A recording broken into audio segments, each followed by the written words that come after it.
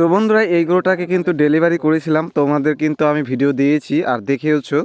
প্রচুর পরিমাণে কষ্ট হওয়ার কারণে, বেশি হাতাহাতির কারণে এখন কিন্তু অ্যান্টিবায়োটিক 3 দিন করতে হবে, নাহলে জরায়ুতে ইনফেকশন হয়ে গেলে পরবর্তীতে কিন্তু প্রবলেম হতে পারে।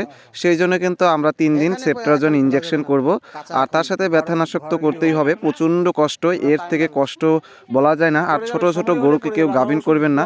দেখতেই পাচ্ছ কত ছোট গরুটা, একবারে বাচ্চা গরু, সেই জন্য কিন্তু ভীষণ পরিমাণে কষ্ট হয়েছে। মানে এখানে যে ডেলিভারি করার সময় এখানে মাঠটা, গোটা মাঠই লোক হয়ে গেছিলো, এত পরিমাণ লোক হয়ে গেছিলো, মানে ডেলিভারিটা খুবই কষ্ট হয়েছে, খুবই কষ্ট হয়েছে। তো আমি কিন্তু ডেলিভারি করেছি, কোনো কিছুতে হাল ছাড়া উচিত নয়, চেষ্টা করতে হবে, তাহলে কিন্তু সবই বুদ্ধি জুটবে আর সব কিছুই কিন্তু ভালো হবে। তো আমি কিন্তু চেষ্টা চালিয়ে গেছি, আর আমি কিন্তু কঠোর পরিশ্রম করেছি, আর উপরওয়ালার আশীর্বাদে আর আপনাদের আশীর্বাদে আমি কিন্তু এই গরুটাকে সুস্থভাবে ডেলিভারি করতে পারছি। মা বাচ্চা এখন কিন্তু দুটোই ভালো আছে। এই গরুটার মালিকও খুবই খুশি হয়েছে আমার কাজের দক্ষতা দেখে।